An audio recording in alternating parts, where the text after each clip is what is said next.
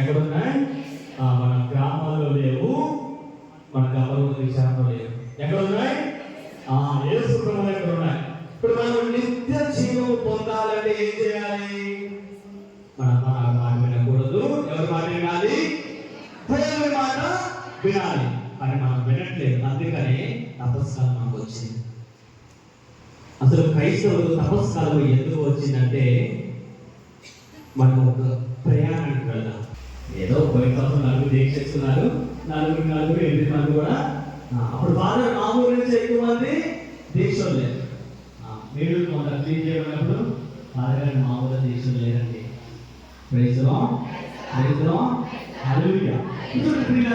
మన యొక్క గమ్యం నిత్య జీవం. మానవుడి యొక్క గమ్యం ఏమిటి? నిత్య జీవం. నిత్య జీవం పొందాలంటే మనం దేవుడి యొక్క ఆజ్ఞలను పాటించాలి. దేవుడి యొక్క ఆజ్ఞలు ఇంకా అధికంగా పాటించినట్టు మనకు ఏముంది? తపస్సు కాలం ఉంది. ఎందుకంటే తపస్సు కాలం అనేది ఒక రిమైండర్, మనకు గుర్తు చేసే కాలం.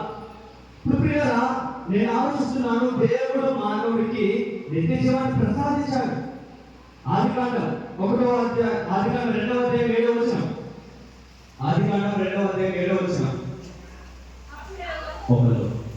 అప్పుడు దేవుడైన యావే ఆ నేల మట్టిని కొంత తీసుకొని దానిని మానవ చేస్తాం. ఒకసారి ఆగండి. చూడండి పిల్లల, దేవుడు ఆది కాలంలో 2 ముఖ్యమైన సంఘటనలు మనం చూస్తున్నాం. మొట్టమొదటి దేవుడు మానవుడు సృష్టించుట, రెండవది మానవుడి యొక్క పతనం. మీరు ధ్యానించి ఉంటారు, చాలా సార్లు ధ్యానించుకున్న ఒక పరిశుద్ధ బైబిల్ గ్రంథమే అది.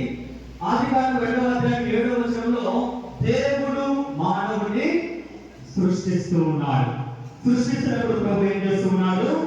నేల మట్టిని కొంత తీసుకొని ఏం చేశారు? మానవుడు చేశారు. నేల మట్టిని తీసుకొని మానవుడు చేసినంత మాత్రాన మానవుడు మనిషిగా మారలేదు. మనిషి అంటే ఎవరు? మనిషి అంటే ఎవరు చెప్పండి.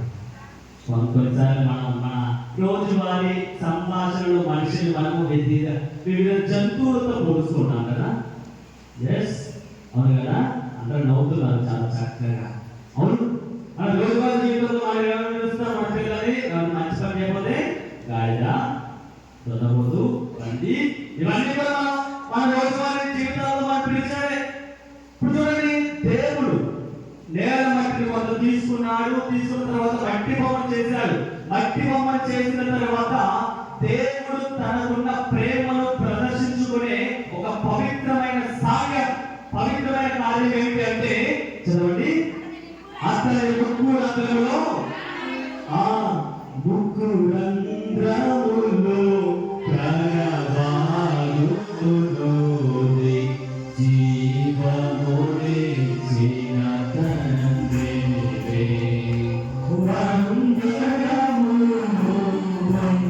One,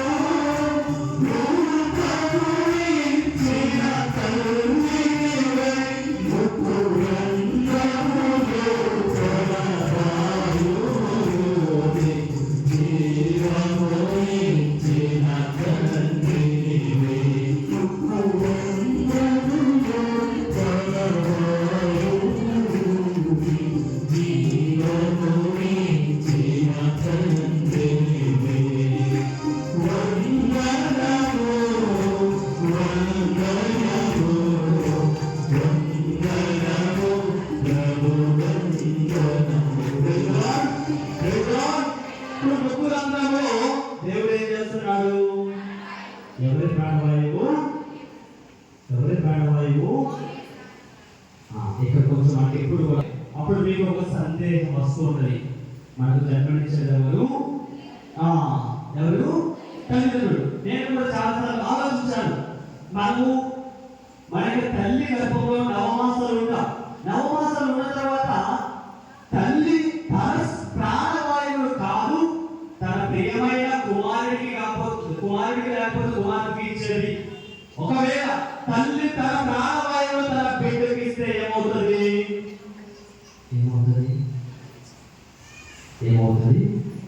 తల్లి మరణిస్తూ ఉంటుంది. చూడండి, అది మనకు రహస్యాలు అర్థం కాదు. వైద్యుల దగ్గరికి వెళ్ళి మీరు ప్రశ్నించండి, వైద్యులు కూడా సమాధానం దొరకవు. ఇప్పుడు చూడండి, మనలో చూడండి మొట్టమొదటి గుర్తుపెట్టుకొని, దేవుడు తన ప్రాణవాయువును ఎవరికి ఇచ్చాడు?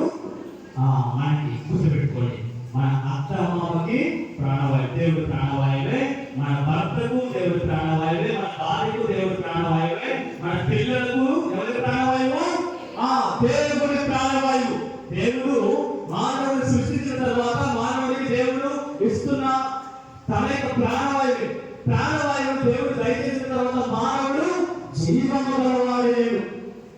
ప్రాణవాయువు స్వీకరించిన తర్వాత మట్టి బొమ్మ ఏమవుతుంది? జీవము గలదైంది. జీవము గలదైన తర్వాత దేవుడు ఈ యొక్క అవ్వాదాన్ని ఎక్కడికి తీసుకెళ్తున్నారు? ఎక్కడికి? గంపలగూడానికి. అది ఏదైనా కోట్లే, కానీ ఈనాటి కాలంలో మనకి గంపలగూడ, వెనగడప కాలనీ, వెనగడప పల్లె, ఇంకా అనుమూలంగా కోసవీడు, సిహెచ్ పాలెం, ముసుగుంట, ఇంకా కొమ్మరెడ్డిపల్లి, ఇంకా సత్యాలపాడు లేదు, ఇంకా అన్ని సంఘాలు ఇక ఏదేవి కోటతో సరి సమానం. అన్ని సంఘాలు ఏదేవి కోటతో సరి సమానం. నేను ఎందుకు చెప్తున్నానంటే, చిన్నగా ఒక ప్రయాణం చెప్పాను కదా, అప్పుడు మీకు కలుగుతుంది. ఇప్పుడు చూడండి, మనందరం కూడా ఏదేవి కోటలోకి తీసుకువెళ్ళాం. దేవుడు మన ఎక్కడ తీసుకెళ్ళాడు? అవ్వాదాముని విడిచిపెట్టాడు. తన ప్రాణవాయువు, తన రూపం, తన పోలిక. అప్పుడు వాళ్ళు దేవుడి ప్రాణవాయువు స్వీకరించారు. ప్రభు వారు ఎక్కడ తీసుకెళ్లారు? దేవుడి కోటలో తీసుకెళ్లారు. ఆ కాలంలో 3వ అధ్యాయం చదువుకున్న తర్వాత ఇప్పుడు దేవుడు అవ్వాదాము ఏదైనా కోటలో తీసుకెళ్ళిన తర్వాత వారు ప్రశాంతమైన ఒక వాతావరణంలో ఉన్నారు. ఏదైనా కోట అంటే మరేమీ కాదు, దేవుని యొక్క సాన్నిధ్యం. నిత్య జీవం అంటే దేవుని సాన్నిధ్యం. ఇప్పుడు ఏదైతే కోటలో అంత ప్రశాంతమైన వాతావరణం, కష్టాలు లేవు, బాధలు లేవు, కష్టపడడం అవసరం లేదు. ఎందుకంటే ఏదైతే కోటలో దేవుడు అంతా సమకూర్చిన తర్వాతే అవ్వాదాము తీసుకెళ్ళి ఏదైతే కోట ఉంచుకున్నారు. అప్పుడు చూడండి, అవ్వాదాము వారికి పట్ల లగ్నముగానే ఉన్నారు. దేవుడు వారికి జీవాన్ని ప్రసాదించిన తర్వాత అవ్వాదాములు పట్టు చీరలు కట్టుకోలేదండి. పట్టు చీరలు కట్టలేకపోతే మంచి ప్యాంట్ షర్ట్ వేసుకోలేదు. వారు నగ్నముగానే ఉన్నారు. అయినప్పటికీ దేవుడు ఏదేని తోటలో రోజు చల్లటి గాలికి వారితో సంభాషించేవాడు, మాట్లాడేవాడు. ఇప్పుడు దేవుడికి ఈ యొక్క మానవుడికి పెద్ద తేడా ఏమీ లేదు. ఎందుకు? మానవులో ఎవరి ప్రాణవాయువు? దేవుడి ప్రాణవాయువు. ఎవరి రూపం? దేవుడి రూపం, దేవుడి ప్రాణవాయువు. కాబట్టి పెద్ద తేడా లేదు. ఇప్పుడు దేవుడు అవ్వాదాము కలిసి సాయంకాలం మీరు ఇళ్ళలో ముచ్చటలు చెప్పుకుంటారు, అలాగే అవ్వాదాము దేవుడు కలిసి రోజు ఏదైనా తోటలో గడుపుతున్న ఒక కాల పవిత్రమైన నిత్య జీవము, ఒక అనుభూతి. ఆ యొక్క నిత్య జీవము నుంచి, పరలోక అనుభూతి నుంచి, దేవుడి సాన్నిధ్యం నుండి మనిషి వెళ్ళగొట్టబడ్డాడు. మనిషికి నిజమైన స్నేహితుడు ఎవరో తెలుసండి? ఎవరు? ఆదికాండం 3వ అధ్యాయం 1వ వచనం. దేవుడు అని చెప్పదు. ఓకే, ఇంకొకసారి చూస్తాను, లేకపోతే నేనే బైబుల్ తెలుసుకున్నాను. ఏలూరు నుంచి నేనే బైబుల్ తెలుసుకున్నాను, నేనే చదివేస్తాను. ఒక్కరు దేవుడు అయ్యాలి. సృష్టించిన శ్రద్ధలో రండి. మనకు నిజమైన స్నేహితులు ఒక్కలేరండి. దాని తర్వాత మనం సమాధానం చెప్పాలి. దేవుడు సృష్టించిన జంతువులలో ఎవరు? సర్పము,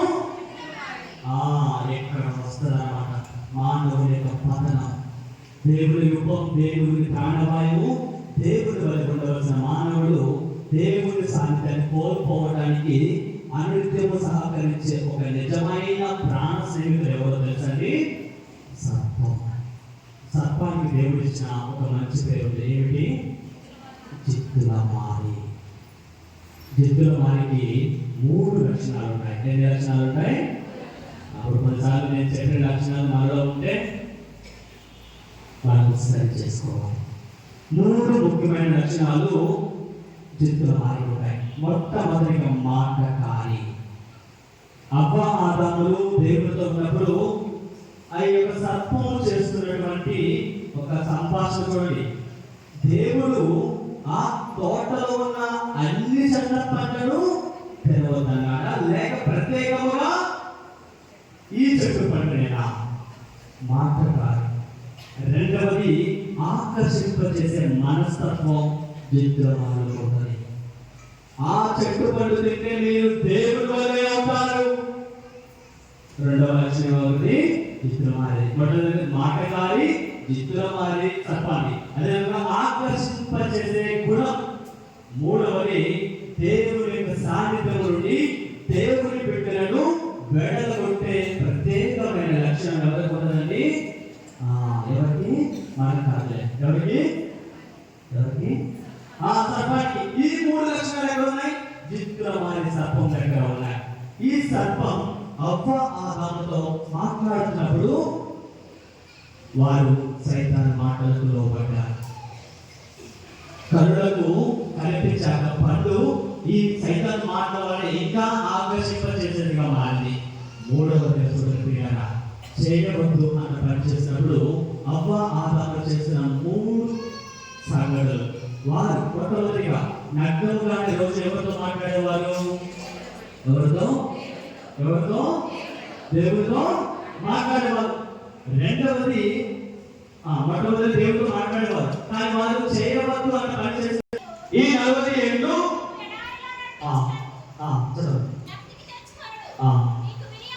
మొట్టమొదటిగా దేవుడి యొక్క రూపాన్ని, దేవుడి యొక్క ప్రాణవాయువును స్వీకరించిన ప్రజలు ఆనాటి కాలంలో చేసిన 2 ముఖ్యమైన పాపాలు. మొట్టమొదటిది దేవుడి యొక్క సాన్నిధ్యాన్ని ఉల్లంఘించుట, రెండవది అన్య దైవములను కొలుచుట. దేవుడి యొక్క సాన్నిధ్యాన్ని మైమరిచారు. రెండవది అన్య దైవములను వారు కొలుస్తున్నప్పుడు 40 సంవత్సరాల కాల వ్యవధిలో 3 ముఖ్యమైన కారణాలు, 3 ముఖ్యమైన కార్యాలు ప్రభు ఇశ్రాయేలు ప్రజలకు నేర్పిస్తున్నారు. దానిలో మొట్టమొదటిది వారికి వినయం నేర్పిస్తున్నారు. మొట్టమొదటిది ఏంటంటే వినయం. రెండవది హృదయాలు పరీక్షించడము.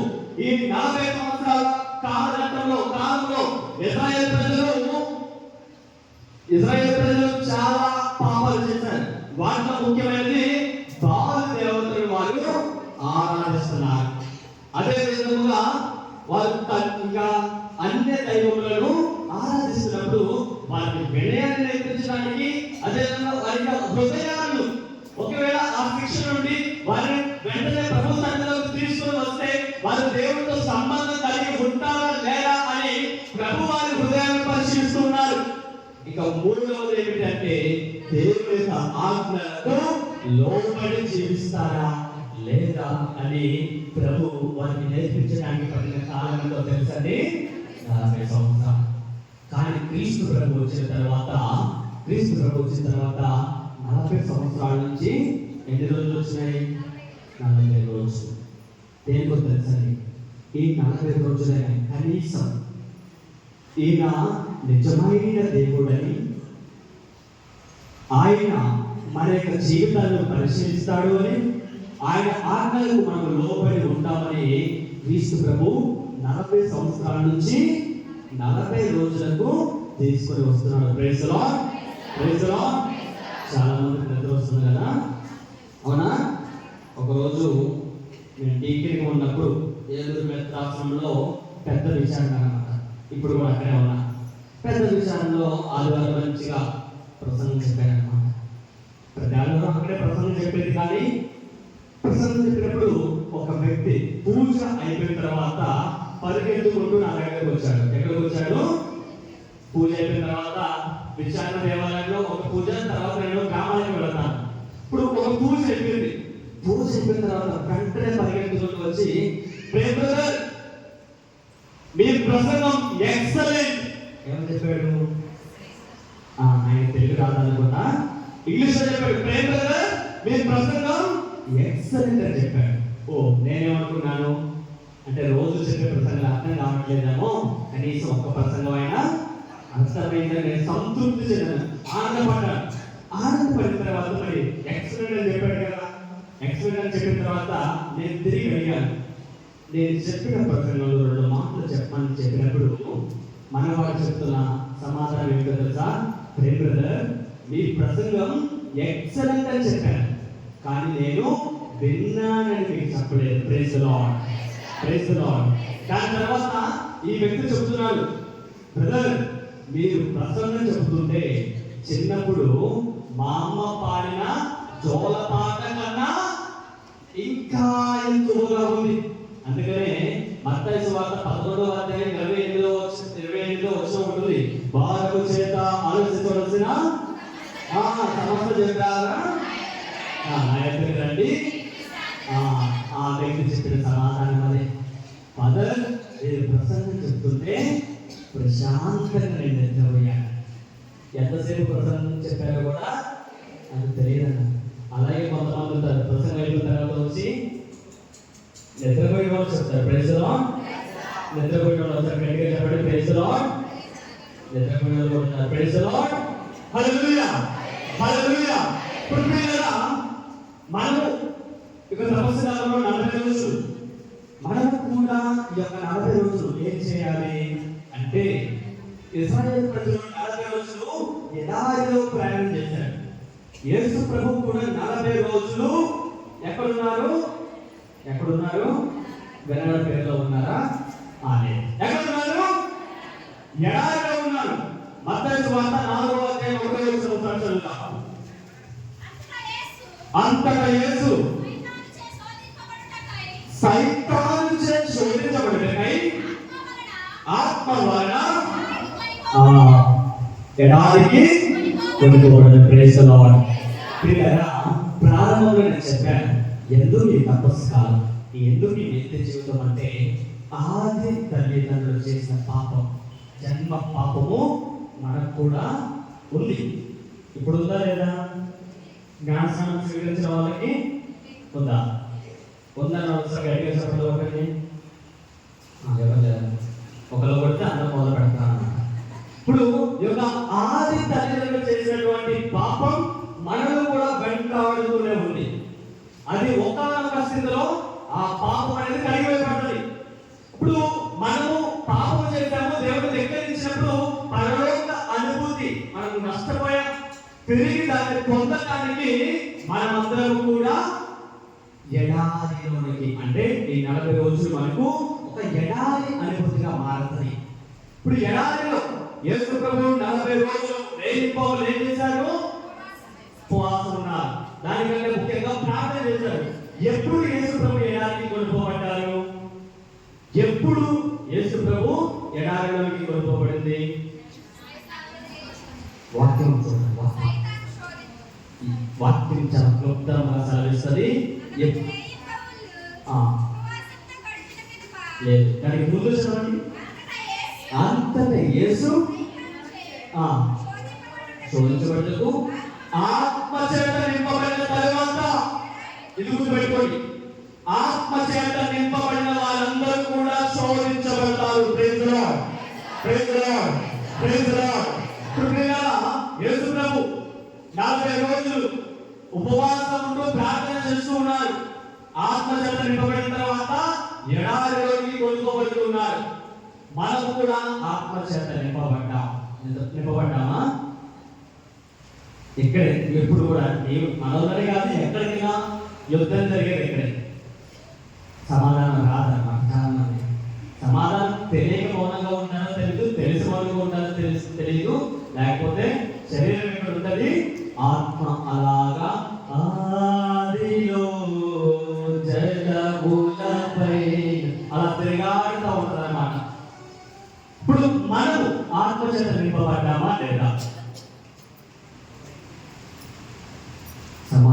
చెప్తే తొందరగా వదిలేస్తాను, లేదంటే రాత్రి జాగ్రత్త. రేపు నాకేం ప్రోగ్రామ్ లేదు, తొందరగా రేపు పొద్దున పూజ ఉంది, అది నేను వేరే పాలకి ఇచ్చేస్తాను, తొందరగా సమాధానం చెప్తే వదిలేస్తాను, లేకపోతే రాత్రి జాగ్రత్త.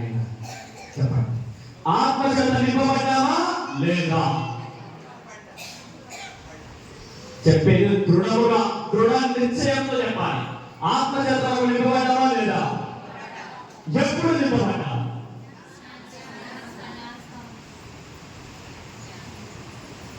నిజంగా ఓకే, రెండు సమాధానం చెప్పేసలా. నేను చెప్పింది కరెక్ట్. మొట్టమొదటిగా మనం జ్ఞానస్నానం స్వీకరిస్తున్నప్పుడు క్రిస్మస్ తైలముతో మనము అభిషేకాన్ని పొందుతున్నాం. ఆ యొక్క అభ్యంగనం, ఈ యొక్క భద్రమైన అభ్యంగన రోజున సంపూర్ణమవుతుంది. మనమందరం కూడా ఆత్మచేత నింపబడ్డ వారమే. దాంట్లో ఇంకా సందేశించవద్దండి.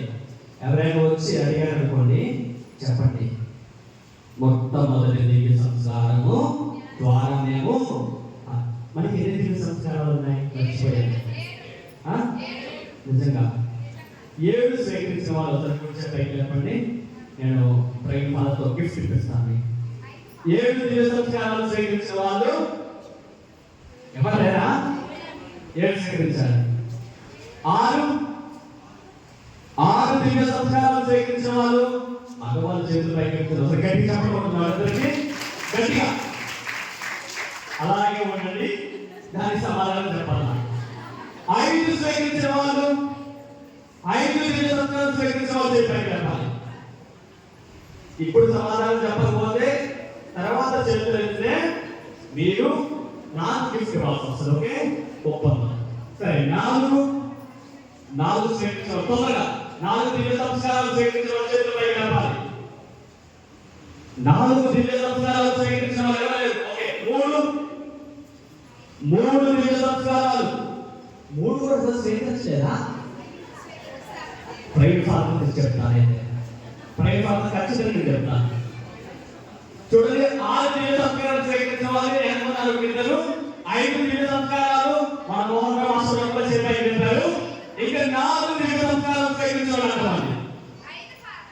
5 స్వీకరించిన వాళ్ళు ఒకసారి అడుగుతున్నా, 5 స్వీకరించిన వాళ్ళు చెప్పారు కాబట్టి ఉపదేశ మాస్టర్లు మిమ్మల్ని వదిలిపెట్టారు. ఎన్ని 5 దివ్య సంస్కారాలు స్వీకరించిన వాళ్ళు చెప్పారు తొందరగా. లేదు, ఓకే, మీరు అలాగే కొంచెం మీరు చేతులు లేకపోతే మీరు కూడా వాళ్ళ కోసం మీరు పోతే ఓపిక పడుతుంది దేవుడి కోసం. 4 దివ్య సంస్కారాలు స్వీకరించిన వాళ్ళు 3, 2, 1. పెళ్ళైన వాళ్ళందరూ చెప్పండి. మీకెవ్వరికి గుళ్ళు పెళ్లి కాలేదు కదా? చెప్పండి. జ్ఞానస్నానం స్వీకరించవచ్చు కాబట్టి ఓకే. భద్రమైన అభ్యంగం స్వీకరించిన వాళ్ళు అలాగే వచ్చాడు. భద్రమైన అభ్యంగం స్వీకరించారు. ఎలా అయితే సగమే సంపూర్ణ సమానం. జ్ఞానస్నానం, భద్రమైన అభ్యంగం, దివ్య సంప్రదాయం, పాప సంగీతం, జ్ఞాన వివాహం,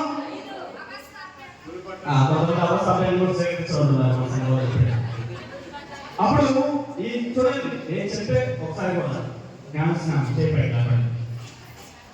అలాగే వచ్చింది జ్ఞానస్నానం, భద్రమైన అభ్యంగం, దివ్య ప్రసాదం, పాప సంగీత, జ్ఞాన వివాహం.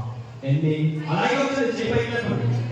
మీకు సగం కాదు, పూర్తిగా అలాగే కొద్దిసేపు ప్రభువు మనం కల్పన చేసుకోవాలంటే ప్రభు ఈరోజు మనకి ఇస్తున్నా కొద్దిసేపు వేద. ఎన్ని దివ్య సంస్కారాలు? 5 స్వీకరించారుగా. మరి ఎవరి చేతులు పైకి పెట్టలేదు?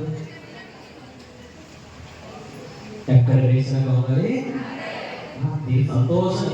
ముఖ చిత్రాలు మాత్రం చాలా ప్రశాంతంగా ఉన్నారు, బాగా నవ్వుతున్నారు. ఏమైంది?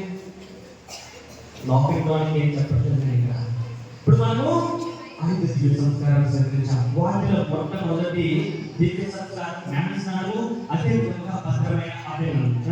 ఈ 2 దివ్య సంస్కారాలు స్వీకరించడం ద్వారా మనమందరం కూడా ఆత్మచేత నింపబడ్డారు. ఆత్మచేత నింపబడిన వారందరూ కూడా శోధించబడతారు. ఆత్మచేత నింపబడిన వారు శోధించబడతారు. ఎందుకంటే మనతో ఉండేది ఎవరి ఆత్మ? దేవుడి ఆత్మ. దేవుడి ఆత్మలో దేవుని ఆత్మను స్వీకరించిన వారికి సైతాను శోధన ఉంటుంది. అందుకని యేసు ప్రభు ఆత్మ చేత నింపబడిన తరువాత ఎడారికి వెళ్ళబడ్డాడు. యేసు ప్రభు ఎడారికి వెళ్ళాడు. ఎడారిలో ఏమైనా ఉంటుందా? నిజం చెప్పండి, ఏముంటుంది కదా? ఇప్పుడు వెళ్ళారు ఎడారికి, మరి వెళ్ళకుండా ఎలా తెలుస్తుంది? ఎడారిలో ఏముంటుంది? ఏముండదు, ఇసుక. ఏంటంటే ఇసుక. ఆహారం ఉండదు, నీరు ఉండదు, ఏమి ఉండదు. కానీ యేసు ప్రభు 40 రోజులు ఉపవాసం ప్రార్థనలు గడిపాడు.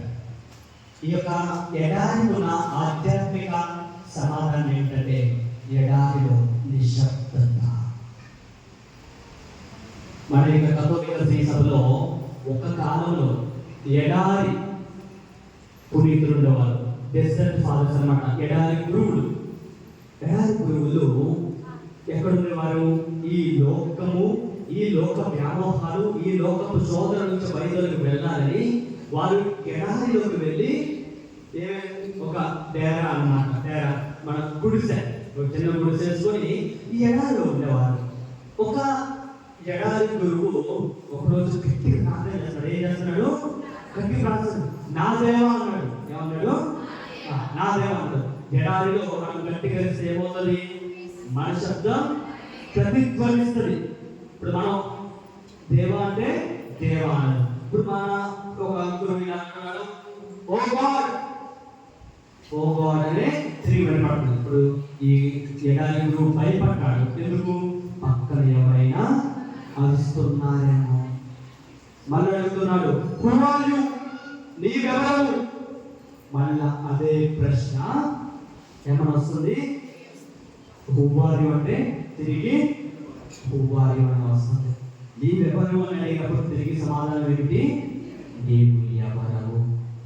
ఈ వ్యక్తి చెప్తున్నాడు, I am the child of God, నేను దేవుని బిడ్డనని చెప్తున్నప్పుడు ఆ సమాధానం మరలా తిరిగి ఈ వ్యక్తికి వస్తుంది, నేను కూడా దేవుని బిడ్డనే. ఒక అంతరంగం నుండి వచ్చే ఒక సమాధానం, నేను దేవుని బిడ్డను. ఆ అనుభూతి కోసం వాళ్ళు ఎడారిలోకి వెళ్ళేవారు.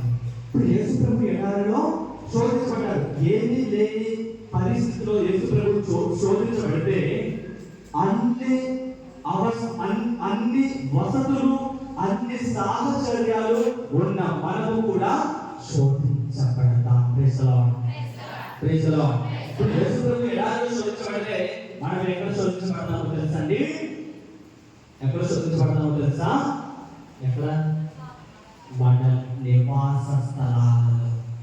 మన యొక్క నివాస స్థలాలు మనకి ఎడారి అనుభూతి కలిగించాలి. యేసు ప్రభు ఎడారిలో ప్రార్థించాడు. మన ఎడారి ఏంటో తెలుసండి? మన సంఘం, మన గ్రామం, మన ఇల్లు, మన హృదయం. మన హృదయమే మన ఎడారి, మన కుటుంబమే మన ఎడారి, మన సంఘం ఒక ఎడారి, మన విచారణ, మన గ్రామాలన్నీ కూడా ఎడారినే. మనం ఎక్కడైతే శోధించబడతామో అక్కడ ఎడారి అనుభూతి ఉండాలి. యేసు ప్రభు ప్రార్థన చేశాడు శోధనను ఎదుర్కొని రావడానికి. అందుకనే హోషేయ గ్రంథం చాలా క్లుప్తంగా చెప్తూ ఉంటాడు. హోషేయ గ్రంథం 2వ అధ్యాయం 14వ వచనం. హోషేయ గ్రంథం కాదు, హోషేయ గ్రంథం 2వ అధ్యాయం 14వ వచనం చాలా మంచి వాక్యం అన్నమాట. హోషేయ గ్రంథం 2వ అధ్యాయం 14వ వచనం, నేను ఆమెను మరలా ఆకర్షించి ఎడారిలోనికి ఇశ్రాయేలు ప్రజలకు ఇస్తున్న ఒక ఆహ్వానం, ఈ తపస్కాలంలో దేవుడు మనకి ఇస్తున్న ఒక ఆహ్వానం. 50 ప్రవక్త, మీరు ఎప్పుడైనా మారు మనసు పొంది హృదయ పరివర్తన చెంది నా చెంతకు తిరిగి రండి అని దేవుడు 50 ప్రవక్త ద్వారా మనకు ఒక ఆహ్వానం ఇస్తే, హోషేయ ప్రవక్త ఈనాడు మనకు ఒక ఆహ్వానం ఇస్తూ ఉన్నాడు. దేవుడు ఆమెను మరలా ఆకర్షించి ఎక్కడికి తీసుకెళ్తాడంటే దేవుడు చదవండి, ఎడారిలోనికి. ఎడారిలో మన యొక్క వినాశనానికి కాదండి, మనము కోల్పోయిన పరలోక అనుభూతిని దేవుడు వాళ్ళు తిరిగి దయచేయడానికి ప్రభు ఎడారిలోకి మనం తీసుకుపోతారు. ఎందుకు తీసుకుపోతారు? చదవండి వాక్యంలో సమాధానం. అసలు నేను కొనిపోయిన వారితో ప్రేమ సంభాషణలు చేస్తాను. నేను వారితో గొడవ పడను, నేను వారిని ద్వేషించను, నేను వారిని దూషించను, కానీ ప్రేమ సంభాషణ చేస్తాను. ద్వితీయ కాలంలో 40 సంవత్సరాలు దేవుడు ఇశ్రాయేలు ప్రజలకు వినయాన్ని నేర్పించడానికి, వారి యొక్క హృదయాలను పరీక్షించడానికి, మళ్ళా దేవుని ఆజ్ఞలు వారు పాటించడానికి 40 సంవత్సరాలు పడితే ఈ తపస్సు కాలంలో హోషేయ ప్రవక్త ద్వారా దేవుడు మనకి ఇస్తున్న ఒక ఆహ్వానం, నేను ఈనాడు మిమ్మల్ని అందరినీ కూడా ఆకర్షించి మీతో ప్రేమ సంభాషణ చేయడానికి ప్రభు మనల్ని ఆహ్వానిస్తున్నారు. ఆ ప్రేమ సంభాషణ ఏమిటో కాదు, మనము దేవుడి రూపాన్ని స్వీకరించాము, దేవుడి పోలికను స్వీకరించాము, దేవుడి యొక్క ప్రాణవాయువును స్వీకరించాము. ఇవి స్వీకరించినప్పుడు మనము దేవుడి వలె ఉండాలి, దేవుడి వలె ఉండాలి. అది మనం ఎప్పుడైతే దేవుడి వలె ఉంటామో అప్పుడు అక్కడ పరలోక అనుభూతి ఉన్నది. Praise the Lord, praise the Lord. అప్పుడు ప్రియులారా, ఈ ఎడారిలో మనందరం కూడా ఏం చేస్తాం?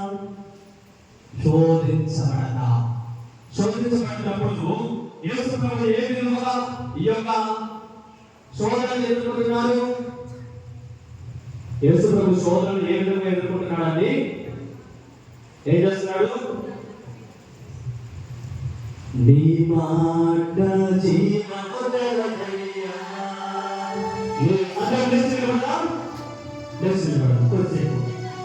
కొంచెం నిలబడితే నిద్ర మొదటి మన వాక్యం చదవడం. నీ మాట జీవముదలయ్యా, యేసయ్యా నీ మాట.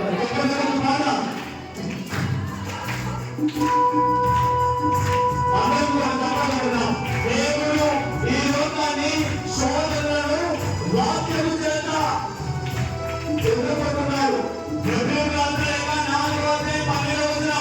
దేవుడి వాక్యం రెండంచుల ఖడ్గము కంటే పదునైనది, అది మానవుని యొక్క శరీరాన్ని చీల్చివేసే శక్తి యొక్క వాక్యం ఉంది. ప్రియులారా, ఈ లోకంలో జీవితంలో ఎలాంటి జీవితంలో శోధించబడినప్పుడు శోధనలను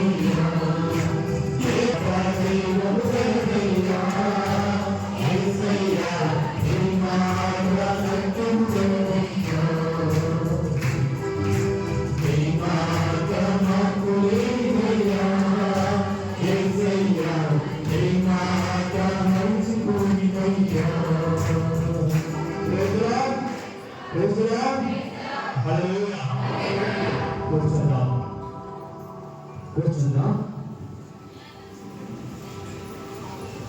హల్లెలూయా, హల్లెలూయా, హల్లెలూయా. ప్రియ సహోదరి సహోదరులారా, దేవుని యొక్క వాక్కు జీవము కలది. నశించుచున్న ఆత్మలకు జీవాన్ని వసిగే శక్తి దేవుని యొక్క వాక్కుకు ఉంది. Praise the Lord. Hallelujah, hallelujah, hallelujah, hallelujah, hallelujah. Yohanu సువార్త 6వ అధ్యాయం. యోహాను సువార్త 6వ